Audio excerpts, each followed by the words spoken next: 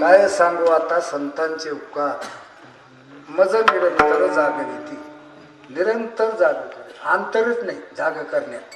असं नेहमी चालू, सत्य माग सत्य. कवा मन आहे ना आपलं, कवा गुंग येईल त्याला काही सांगता येत नाही. वापस फिरायला वेळच नाही लागत त्याला. उताराकडे जाणे, वापस फिरणं म्हणजे उताराकडे कवा आपल्या मनाचा स्वभाव आहे खाली जाणं. खाली म्हणजे विषयाकडे जाणं, विषयाकडे जाण्याची त्याला वाट माहीत आहे. आणि सहजच विषयाकडे वासना, वेदे न करिता प्रेरणा, सहज विषयावर काय वासना अशा प्रकारची. त्याच्यात बी काही प्रतिबंध असते, बरेच अशा प्रकारचे विषय शक्य असते. बुद्धिमानता असतं, कुतर्क असतो, पुन्हा विपरीत भावना असते. असे अनेक प्रतिबंध त्याच्या समोर उभे राहतात. झोप घालविण्यासाठी जो तयार झाला साधक त्याला म्हणून निरंतर जागृती. निरंतर म्हणजे अंतर ठेवायचं. ज्याच्यात अंतरच नाही असं निरंतर अशा स्वरूपावर जागा करतात ते. आणि असं स्वरूपावर जागा करण्यासाठी आपल्या मनाचा कधीही आपण विश्वास धरायचा नाही. कवा माग परतल काही सांगत. आता इतकं जरी झालं तर 7 दिवस कसा झाला असता चालत म्हणजे जास्त झाला तर झाला. कसा असतो सत्ता ते तसाच असतो ना, मग तसाच झाला. अजून शिकायला झाला तसाच झाला. गारवा होता, हे होतं ते होतं, अंगावर घेऊन बसत होतो. कवा कवा होता आम्ही गेलोच नाही कीर्तन. समजा मला बाबा दिवसा कीर्तन होते ती ऐकलं म्हणजे त्याचा अर्थ काहीच घेतलं नाही. कवा झोप लागेल, कवा आपलं विक्षिप्त होईल काही सांगता येत नाही. त्याच्यामुळं निरंतर जागे करण्याचा प्रयत्न संत करीत असतात. मज कोणाला महाराज जागे धन चतुष्टय संपन्न झाला आणि ज्याला परमार्थाचा अधिकार प्राप्त झालाय त्याला महाराज म्हणतात की नेहमी काय करते ते जाग करते. पामरण विषयी तर इकडे येतच नाहीत ना. त्याला काय जाग करायचं काय करायचं प्रश्नच येत नाही द्यायचा. ते तिकडे विषयासक्त झालेले असल्यामुळे ते इकडे येऊ शकत नाही. जेव्हा मुमुक्षू होऊन इथं आला संतांच्या संगतीने त्याला म्हणायचं मज. कोणाला मज निरंतर जागविती. असं ब्रह्मस्वरूपावर ज्यावर जाग झालं. काय जाग केलं संतांनी आपल्याला जाग केलं. अरे बाबा तू ज्या देहाला मी म्हणतो तो देह तू नाही, तुझा नाही, खरा काय नाही. तू देह नाही, तुझा देह नाही आणि देह खरा. देहाचं लक्षण आणि तुझं लक्षण जुळत नाही. जसं पर्वतातल्या सिंहाचं मेंढ्याचं लक्षण, मेंढ्यातल्या सिंहाचं लक्षण जुळलं, पण मेंढ्यातल्या सिंहाचं मेंढ्याचं लक्षण जुळलं नाही. जुळलं लक्षण पण कोणाशी जुळलं? पर्वतातल्या सिंहाशी, मेंढ्यातल्या सिंहाचं. तसं आपलं लक्षण कोणाशी जुळतं? तुमचं खरं लक्षण आहे सच्चिदानंद. सच्चिद हे तुमचं खरं खरं लक्षण आहे.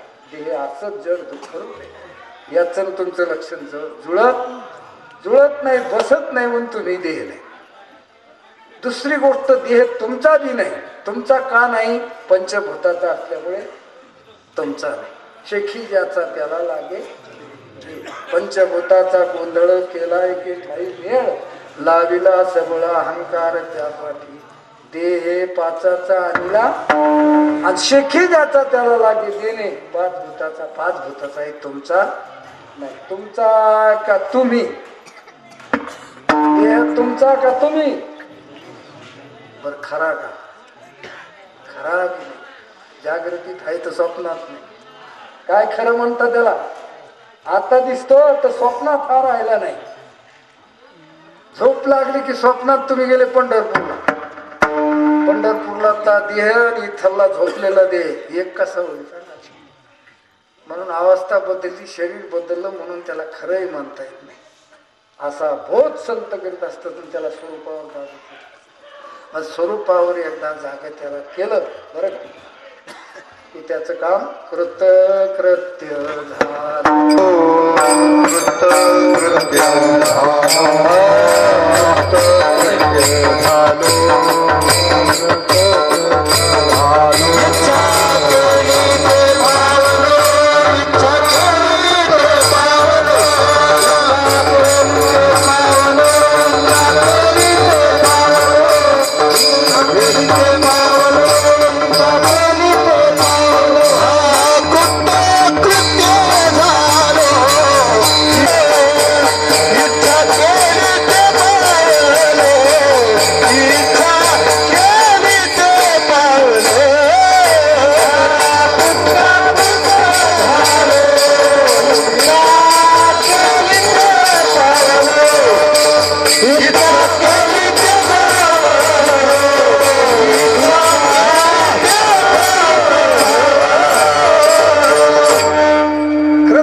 कृतकृत्यता साधली. कृतकृत्यता म्हणजे त्याचा अर्थ काही घालवायचं बी राहिलं नाही आणि काही मिळवायचं बी राहिलं नाही. काम नाही झालं पाहिजे. आता कामच नाही राहिलं. दोनदा सांगितलं महाराजांनी, काम नाही काम नाही. पहिल्या काम नाही सांगितलं, जग खोट आहे, काम नाही. ध्यानात घ्या. का काम काऊन नाही? जग खोट आहे. काय काम आहे त्याच्यात सांगा. आणि एक दुसरं वाक्य वापरलं, काम नाही तर मी देवच हे आता काम नाही. दोन्ही कुणबी इकून काऊन काम नाही तुम्हाला? संसार खोटा आहे. काय काम? कामच नाही राहिले. सगळं आटपलं. काम खोट म्हणलं की तिकडं सगळं संपलं, कामच संपलं. आणि इकडे देवघेव प्राप्त करायचा म्हणजे मीच देव हे, तर मग देव प्राप्त करून घ्यायचं बी. आता तिकून काम का इकून काम? जो इकून काम नाही म्हणून काम नाही. आणि झालो रिकामा झालो का रिकाम टेकडा झालो. रिकाम टेकडे असतील काही लोक, बसतेच पारावर येऊन पत्ते खेळत बसतेच, काही पुढच्या आवडीत बसतेच, काही ग्रामपंचायत. ते रिकाम टेकडे असतील. ते रिकाम टेकडे रिकामी नाही. ते तसा मी रिकाम टेकडा नाही. मी झालो पाहिजे कृतकृत्य झालो. इच्छा केली ते पावलं. बऱ्याच माणसाला गरिबी घालवायची आणि श्रीमंती मिळवायची. मला ते बी नाही राहिलं. गरिबी खोटी, श्रीमंती बी खोटी. बऱ्याच लोकांना पाप घालवायचं आणि पुण्य मिळवायचं. आमच्या दृष्टीनं पापन पुण्य एका तराजूतच मोजतो. आणि त्या पापाला तेवढीच किंमत आणि पुण्याला बी तेवढीच किंमत. म्हणून पाप पुण्याचं काम बी आमच्याकडे राहिले नाही. आता काही लोकांना अज्ञान घालवायचं, ज्ञान मिळवायचं. पण आम्हाला ज्ञान मिळालं त्याच्यामुळे अज्ञानही घालवायचं काम राहिलं नाही. अज्ञान गेलं, ज्ञानाचं बी काम राहिलं नाही. अज्ञानाने आणि नेले ते आपण वस्तू देऊन गेले. जाणणे जाणतेपणा वाचून आमचं स्वरूप खाली राहिलं. कृतकृत्य झालो. इच्छा केली ते पावलं. असं मला निरंतर जाग करण्याचा प्रयत्न केला. एवढं जाग करणाऱ्याला द्यावं काय? काय द्यावे त्याशी भावे उतराई. काय द्यावे त्याशी भावे उतराई. काय द्यावे त्याशी भावे उतराई. काय द्यावे त्याशी भावे उतराई. काय द्यावे त्याशी भावे उतराई. काय द्यावे त्याशी भावे उतराई. काय द्यावे त्याशी भावे उतराई. काय द्यावे त्याशी भावे उतराई. हे विटा पायी जीव थोडा. विटा पायी जीव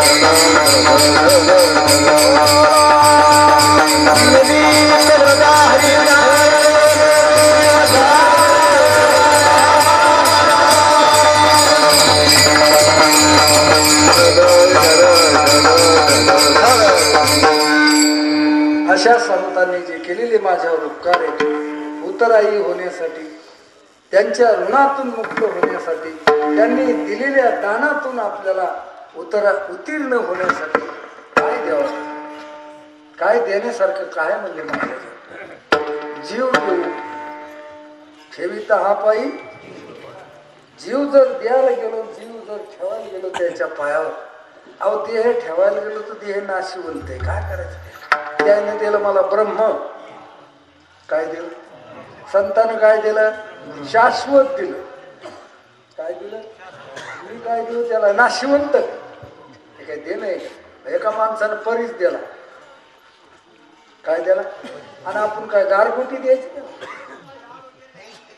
त्यानं परीच दिला की जिथे लोखंडाला लावलं की त्याचं सोनं होत. एवढी महत्वाची गोष्ट आपल्याला दिली आणि आपण काय त्याला गार द्यायची का त्याच्या मुळे? तसं ज्याने ब्रह्म दिला आपल्याला, आपण काय देऊ शकतो?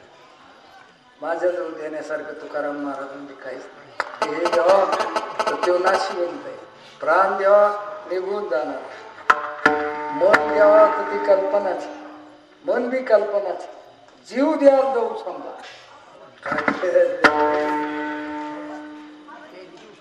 जीव ठुलाच नाही ते ब्रह्मच करून ठुलं, जीव ठुलाच नाही तर द्यायला शिल्लक नाही राहिला.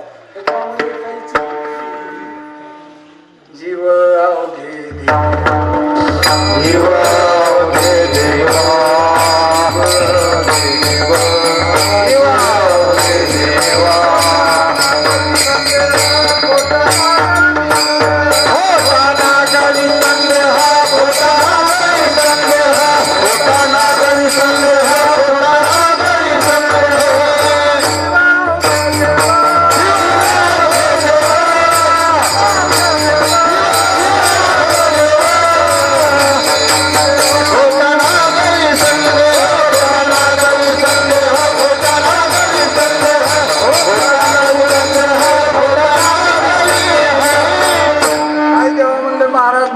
देण्यासारखं असं काहीच नाही. बस उतराई होण्याकरता माझ्याकडे काहीच नाही. आणि त्यांनी सहज बोलले, जरी मला कसं बोलले? संतांच्या सहज बोलण्यात हिताचा उपदेश असतो. सहज बोलणे हित उपदेश करोनी सायास शिकविती. संतांचे उपकार एक तर देहाने असते, संतांचे उपकार वाणीनं असते आणि संतांचे उपकार मनानं सुद्धा. कशाला? देह कष्ट परोपकार असा असतो त्यांचा की देहाला कष्ट देतात, कष्ट झाले तरी कष्ट वाटत नाही. आपल्याकडे आलेल्या मुमुक्षूचा उद्धार झाला पाहिजे हीच एकता. काय करू वाटे भाऊ तळमळ आंधळी सकळ बहिर्मुख. बहिर्मुख माणसाच्या बाबतीत तळमळ असते त्यांच्या अंतःकरणात. बरं, अंतःकरणात तळमळ असणे म्हणजे मनानं त्याच्या कल्याणाचा विचार करणं हाही त्यांचा उपकार. ज्ञानेश्वर महाराजांच्या दृष्टीने जर त्यांच्या मनाचा विचार केला तर त्यांनी सगळ्या लोकांबद्दल सांगितलं, जे खळाची व्यंकटी सांगतो तया सत्कर्मी आणि भूता परस्परे मैत्र जीवाची. दुरिताची तिमीर जाऊ विश्व स्वधर्म सूर्य पाहू, जो जे वांछिल तो तेला हो प्राणी. हे मनानं केलेले उपकार संतांच्या मनानं. काही उपकार आपल्या वाणीने करीत असते. आली मुखा वाटे अमृत वचन, आली मुखा वाटे अमृत वचन, आली मुखा वाटे अमृत वचन, आली मुखा वाटे अमृत वचन, मुखा वाटे अमृत वचन, आली मुखा वाटे अमृत वचन, आली मुखा वाटे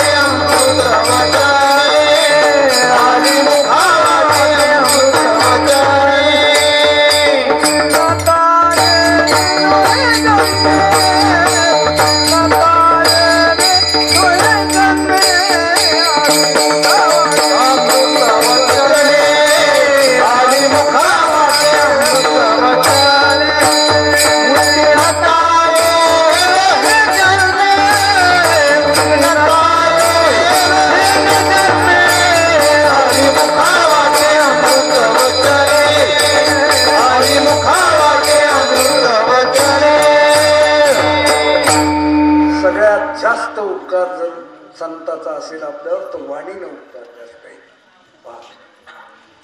हे कीर्तन, प्रवचन, नामस्मरण लोकांना शिकवणं, सहज बोलणं सहज बोलायला लागले तरी त्यांच्या बोलण्यातच काय असतं, आपलं हित असतं. हिताचा उद्देश ते आपल्याला करीत. सहज बोलण्यात मुद्दाम जाणून बुजून व्यासपीठ निर्माण करून किंवा काही असं कार्यक्रमाची संगती लावून असं तडजोड करून असं नाही. सहज बोलणे. काय बोलणे? सहज जरी बोलले तरी आपल्याला त्यांच्या बोलण्यातूनच आली मुखा वाटे अमृत वचने उत्तीर्ण तयाचे विशाल शब्द सुखे म्हणून येते. म्हणून सगळ्यात मोठा जास्त उपकार जर वाणीने संताकडून जास्त म्हणून वाणीने. पुन्हा देहाकडून बी होते. देह कष्टविती परोपकार करण्यासाठी लोकांचं कल्याण लक्षात घेऊन ते खूप त्रास सहन करत असते. संतांनी आपल्याकरता एवढा त्रास सहन केला पण संताला समाजानं दुःखच दिलं. त्यानं देह कष्टविले आपल्यासाठी. पण लोकांना म्हणतात ज्ञानेश्वर महाराजांचा विचार करा. त्याने एवढं मोठं असं आपल्यासाठी ज्ञानेश्वरी लिहिली, अमृतान भोलेला चांगली उपस्थिती लिहिली, हरिपाठ केला, गाथा केला, सगळं केलं आणि लोकांना समाधान द्यायला वाळीतात. पाहत हे काय परत फेड हे का काय पाहत. भीक वाढली नाही त्याला. वाढलेली भीक जी होती ती अशी हातानं उडून द्यायची. त्याचं ताटातलं सगळं सांगून टाकायचं. नाही तर माती टाकायची. इतकंच नाही, मांडे भाजायला खापर सुद्धा गावात रावलेले नाही. त्याचे लग्न होते त्याला शुद्धीपत्र आणण्याचा प्रसंग आणला. अशा प्रकारे ज्यांनी देह कष्ट दिला लोकांसाठी वाणीचा उपयोग केला आणि मनानं बी हितचिंतन केलं लोकांचं मनानं सुद्धा. म्हणून एक उपकार देहाकडून करीत असतात संत. देह कष्ट समाजावर सगळ्यावर कष्ट सहन आपल्यासाठी कष्ट सहन. त्यांचं काम राहिलेलंच नसतं. काय त्यांचं काम झालेलं असतं. स्वतःचं काम झालेलं असतं आणि काही तर काम होऊनच आलेली असते. आम्ही वैकुंठवासी आलोयाची दोन साधूच्या प्रकारामध्ये दोन येत असे. एक युक्त योगी आणि एक युंजान योगी असतो. एक युक्त योगी आणि दुसरा युंजान योगी असे दोन प्रकार असते. उपजतात जे ज्ञानी असतात ना, उपजताची ज्ञानी हे वर्म जाणून आले लोटांगणी चांगदेव हे युक्त योगी. युक्त योगी आणि आता ज्ञान होऊन जे मुक्त झाले आणि संत पदाला गेले ते युंजान योगी. असे दोन प्रकार आहेत संतांमध्ये. एक जन्मतः ज्ञानी असते आणि एक जन्म झाल्याच्या नंतर श्री गुरुची सेवा करून ज्ञान संपादन करून लोकाला उपदेश करीत असते ते युंजान. असे दोन प्रकार असतात. पण तीन प्रकारे साधूनं आपल्यावर उपकार केलेला. एक वाणीने केला, खर्च केली वाणी आपल्यासाठी. बोलून बोलून बोलून बोलून बोलून बोलून आपल्यासाठी तोंडात ठोका राहिला नाही. ते इतकं बोलून बोलून शहाणे करण्याचा प्रयत्न केला समाजाला. पण लोकांनी त्यांना त्रास दिल्याशिवाय राहिले. पण तो त्रास वाटला नाही त्याला. न कळत अज्ञानी माणसं त्रास देऊ शकत असते. त्याचा राग संताला येतही नाही आणि काही वाटतही नाही त्याच्याबद्दल. पण त्याचा अर्थ लोकांना त्रास असा काढायचा असा काढायचा नाही बरं का, की त्या लोकांना काय त्रास देत राहावं नाही असं नसतं. त्याची किंमत केली पाहिजे. त्यांना शरण गेलं पाहिजे. त्यांच्या उपकारातून उतराई आपण झालं पाहिजे. कृतज्ञ राहिलं पाहिजे जन्मभर. त्यांच्या उपकाराची फेड म्हणजे काय? कृतज्ञता. एवढे त्यांचे आपल्यावर उपकार आहेत. म्हणून सहज बोलणे हेतू उपदेश. पहिल्या कडव्यात सांगितलं जागविती आणि दुसऱ्यात सांगितलं सहज बोलणे हित उपदेश आणि करुणी सायास शिकविती. शिकवणं लागतं ना लोकांना. आपण शिकावं. आपल्याला शिकविलं, शिक्षण दिलं, हे प्रशिक्षण आहे. वारकरी संप्रदायाचं हे काय? प्रशिक्षण आहे. आता 7 दिवस आपलं प्रशिक्षण आहे. तर आपल्याला घेता आलं नाही, त्याची किंमत कळाली नाही, काय नाही, हेळसांड केली आपण, त्याला कोण काय करणार, त्याला कोण जबाबदार आहे. आपण एक अशा प्रकारचं व्यासपीठ निर्माण केलं होतं. आता त्याचा फायदा जर समाजाला घेता येत नसेल, लोकांना जर घेता येत नसेल, तर ते काय करणाराचा थोडा काही त्याच्यामध्ये दोष असतो.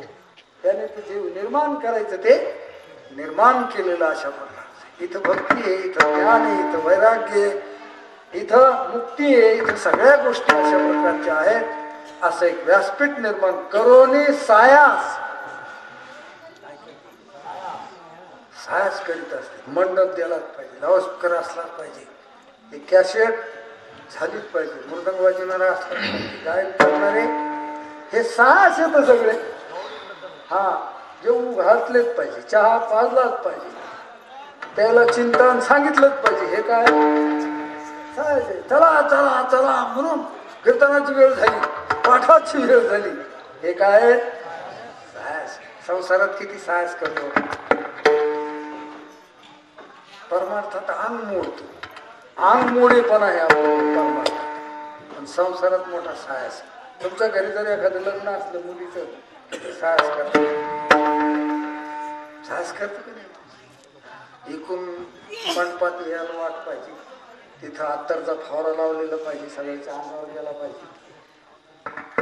मंडपात येऊन बसल्यावर पंख्याची सोय असली पाहिजे, चहा पाणी झाला पाहिजे, शरबतला शरबत, कोणाला काय लागते, बिड्या डबी काय असेल ते, सिगारेट हे ते, पान सुपारी सगळं झालंच पाहिजे. गाद्या ठरलेल्या असल्याच पाहिजे. या सगळ्या सोयी आपण किती सायसाने करतो का करतो म्हणून करतो. हा ते पाहुणे जेवले का, हे पाहुणे जेवले का, नवरदेव जेवला का, वराडी जेवली का, वरमा जेवली का, कोणी रुसलं का, काय किती काळजी घेतो माणूस. पाहतो काळजी हे जसं होईल तसं, ते सप्ताह आहे का जसं होईल तसं, सप्त्याचं असतं जसं होईल तसं. इथं साहस करायला लोकांना माहित असतं हे गावगाड्याचं काम. पूर्वीचं लग्न म्हणल्यावर ते वैयक्तिक हे गावगाडा नाही, इथं मोठा दक्ष असतो. वऱ्हाड वाट लावूस तर, मुलगी वाट लावूस तर, हा घरच्या माणसाला डोळ्याला डोळा लागत नाही. रात गेली तर घोर नाही, रातभर तांबडा फुटता जरी वाट लावली तरी झोपलेली नाही. नंतर झोपू म्हणते ते, नंतर झोपू, पण आता जागी राहा. आणि सायास असतो ते सगळं करण्याचा, आहे की नाही. हे व्यवहारातला सायास. पर हा त्याला या फळ नाचून देता, जो काही पंडू सुतार खूच्या नुसता कोरडा करकरीत संसार म्हणजे आपण सगळं करून पाहिले संसारात. आता तुम्ही अनुभवी आहात मी संसारात. पोरं सोरं आहेत, लेकरं बाळ झालेले आहेत, सुना आलेले आहेत, सगळं काही नोकरीला लागलेले, काही व्यापार धंद्यात लागले, आणि हे सगळं होऊन तुम्ही उदास झालेले. म्हणजे पहा आता केवढा मोठा साहस केला.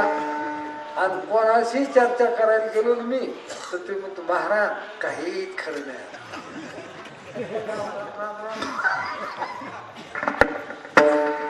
मग आता इकडेही ना तर म्हणतो ऐकून नाही. तेवढं ऐकू येत होतं तेवढं तिकडं ढोपरलं त्यानं. ढोपरता ढोपरता ढोपर फुटून गेले असे संसारात ढोपरीत राहिला.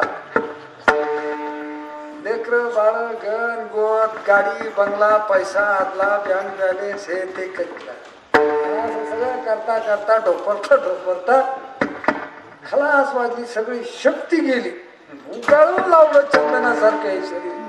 आणि निघालं का डोंगर कोडला एका माणसाने. आणि डोंगर कोडल्यावर त्याला वाटलं बरंच काही निघण्याचं फुसकून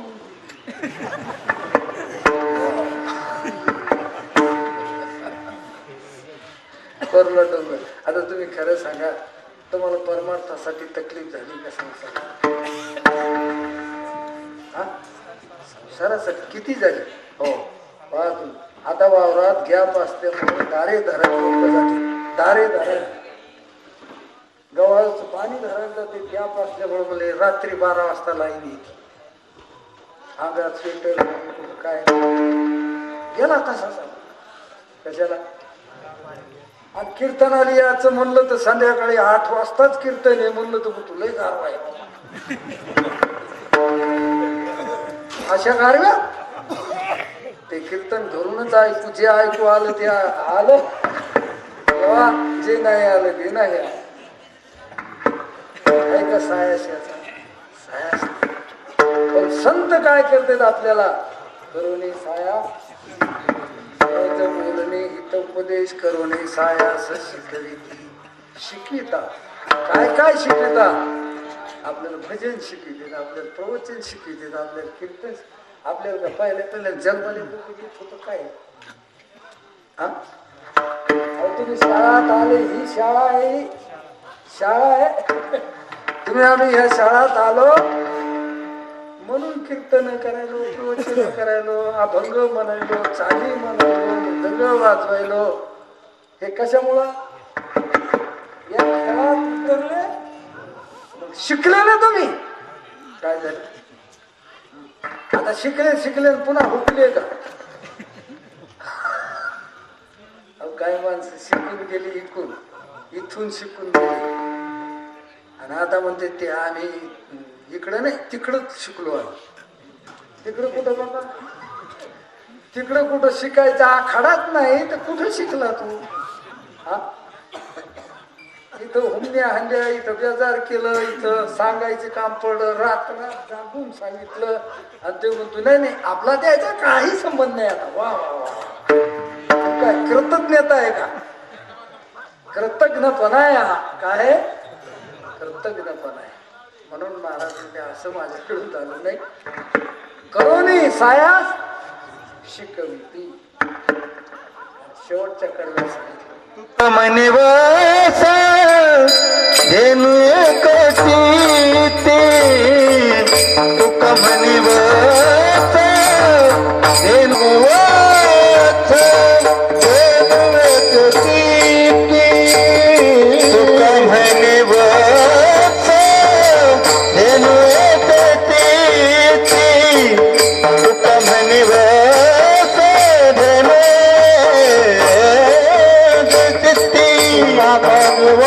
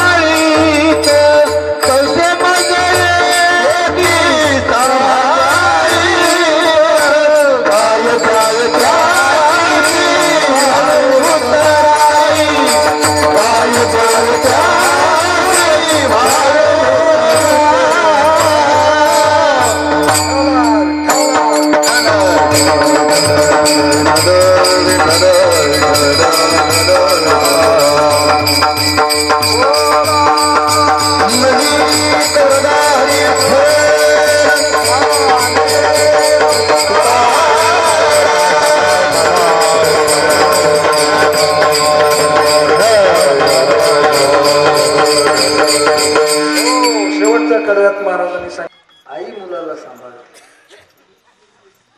काहून सांभाळते, आई म्हणून सांभाळते. आई हे म्हणून सांभाळते. सूर्यप्रकाश देते. काहून प्रकाश देतो, तो प्रकाशमान आहे म्हणून देते.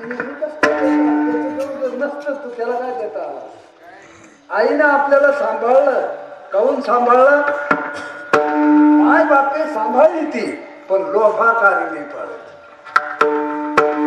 लोभी असतं तेच की मला म्हातारपणी कामी घेऊ, मला सुखाने तुकडा खाऊ देईल घेऊ, संडासला नाही काही करी बंगई टांगला असं म्हणून माय म्हणून माईनं सांभाळलं ना. तो वासरू असतो. तुका म्हणे वत्स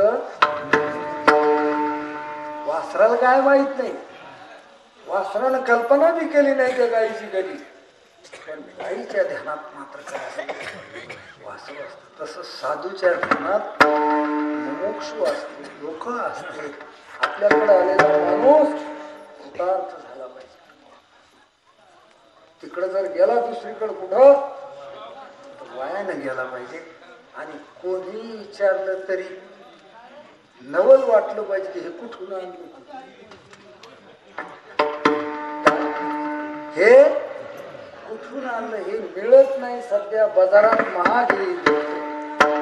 बरं आळंदीला जा, पंढरपूरला जा, आणखी कुठं जा, दुसऱ्या सप्त्यांचा नाव नाही त्याचं. बस परमार्थ चाललेला आहे, खूप असा डांगोरा चाललेला आहे. पण परमार्थाचं खरं चिंतन बरं का ते कुठं आपल्याला ऐकायला मिळत नाही, कोणी सांगायला बी तयार नाही. आता जे कीर्तनकार आहेत ते ह्यालाच काही येत नाही, ते दुसऱ्या काही सांगू शकत नाही. लोकाला काय अज्ञानी लोकाला कोण चांगला आणि कोण वाईट ते म्हणते भंबाट कीर्तन झालं. कस काय रात्री कीर्तन होतं, भंबाट होतं. आपण कोणतं हा इतकं ध्यानात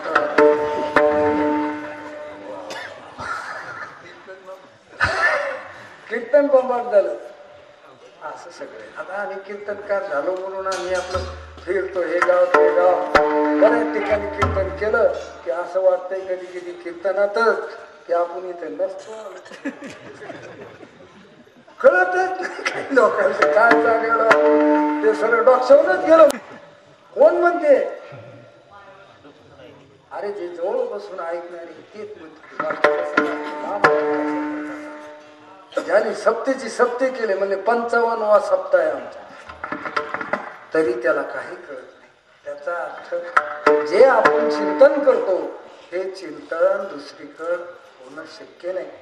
तुम्ही इथं शिकले, इथंच तुम्ही हे चिंतन केलं आणि लोकांना सांगण्यासाठी जे तयारी झाली आपली, तर हे महाराजाच्या ध्यानामध्ये जसं गायीच्या ध्यानात कोणी वासरू असतं, तुका म्हणे वत्स धेनुची, माईच्या ध्यानात लेकरू असतं, सूर्याला नेहमी प्रकाश देतो.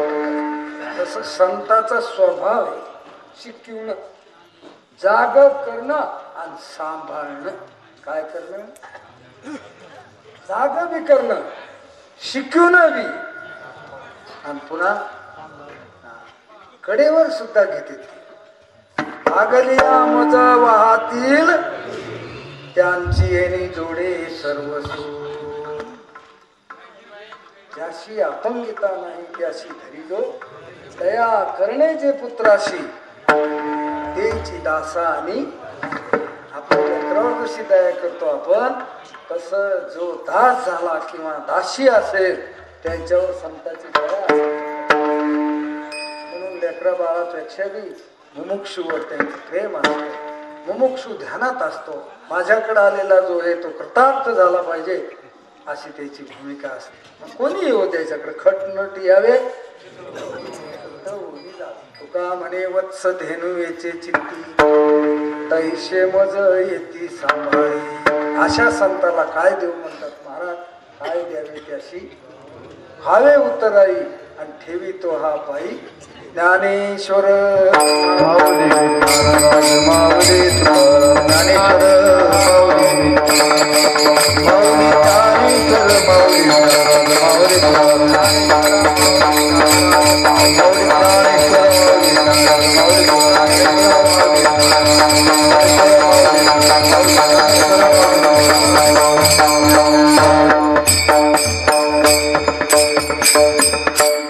संतांच्या पुण्यतिथीच्या निमित्तानं चांगलं भजन काही झालं नाही. मला वाटतं एकदा संतांचं भजनच होऊ द्यावं. चांगलं टाळ्या वाजून भजन करून म्हणा, मूर्तांगाचार्य दमानं गोड होऊन चालू दे. तू काय करतो, येड्यावर येडे येड्यावर पटापटा प्रयत्न करतो, म्हणून ह्या लोकांचे अंग असं जड झालंय, भजन नाही. म्हणून एकदा काय करू आपण सगळे मिळून ज्ञानेश्वर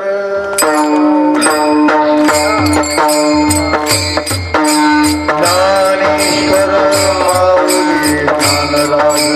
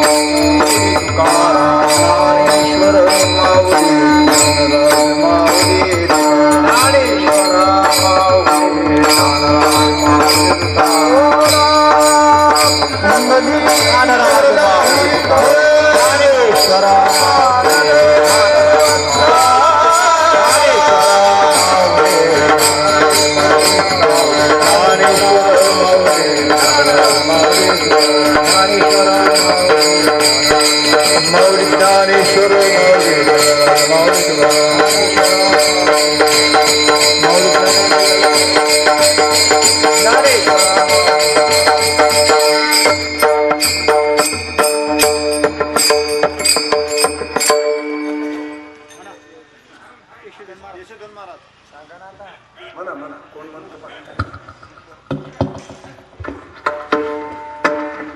म्हणता येईल त्यानं म्हणा.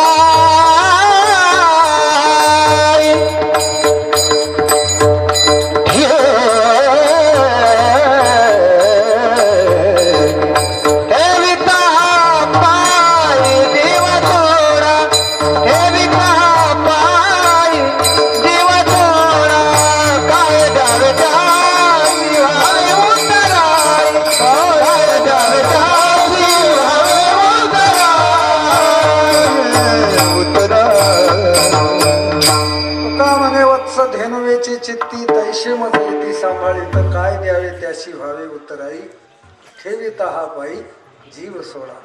गेल्या 7 दिवसापासून आपण हा नाम सप्ताहातील आनंद लुटीत आहोत.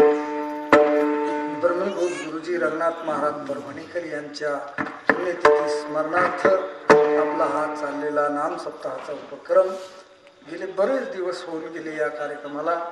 आणि असाच कार्यक्रम अव्याहत अशा प्रकारचा पुण्यतिथीच्या निमित्तानं चालू असावा अशी एक माझी मनोमन इच्छा आहे.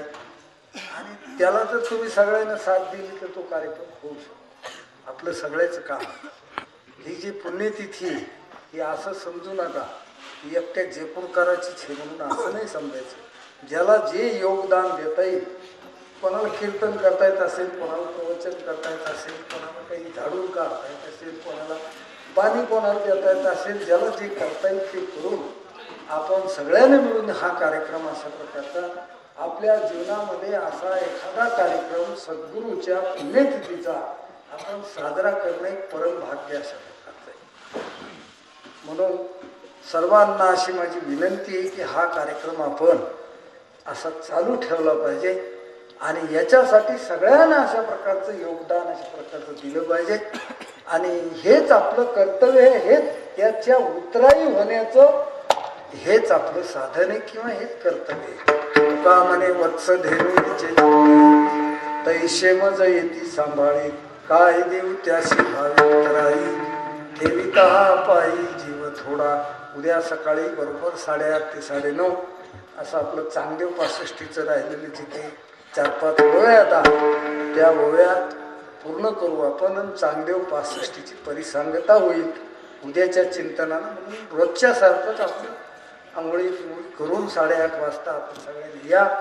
9:30 वाजेपर्यंत कार्यक्रम होईल. नंतर काल्याचं कीर्तन होईल.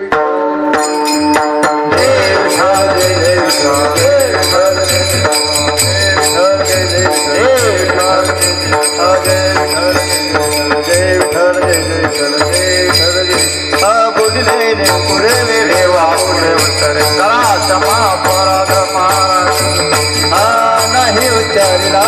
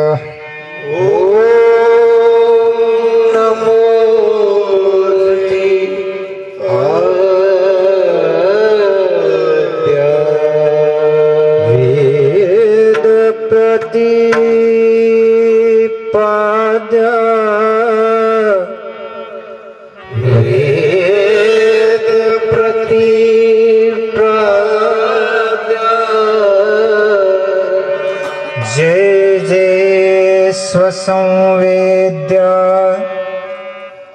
आत्मरूपा, जय जय सुसंवेद्य आत्मरूपा. देवा तुची गणेशु, देवा तुची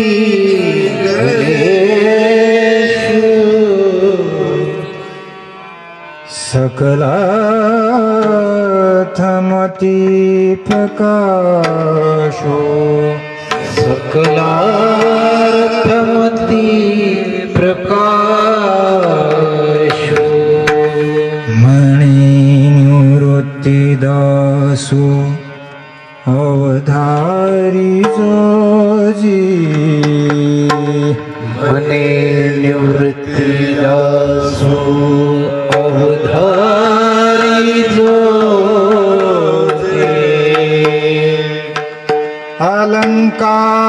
अलंकापुरी पुण्यभूमी पवित्र अलंकापुरी पुण्यभूमी पवित्र तिथे नांदतो ज्ञान राजा सुपात्र तिथे नांदतो ज्ञान राजा सुपात्र आठविता महापुण्य राशी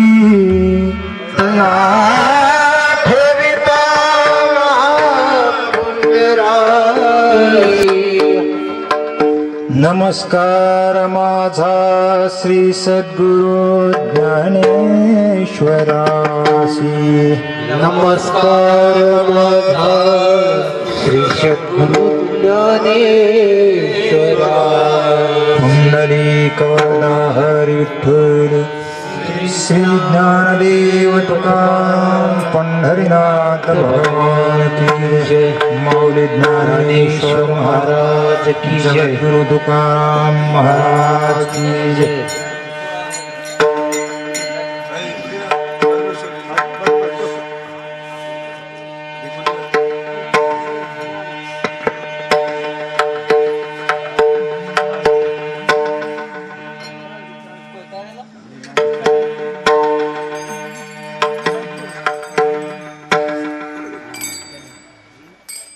हरि जय जय राम राम कृष्ण हरि जय जय राम राम कृष्ण हरि जय जय राम राम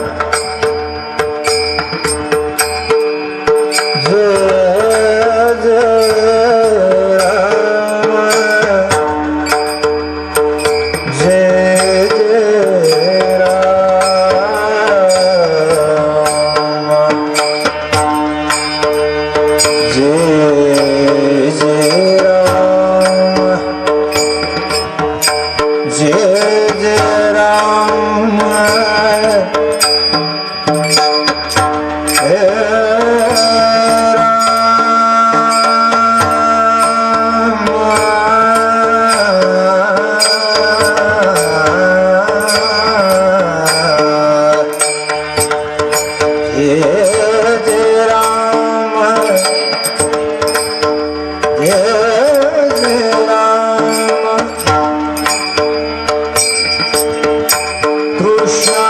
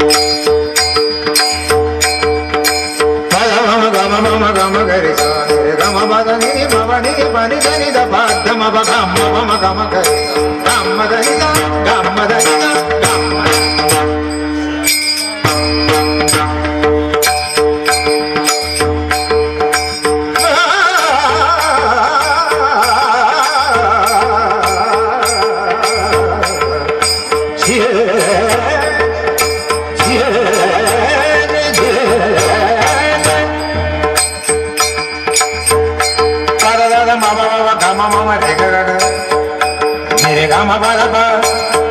Yeah.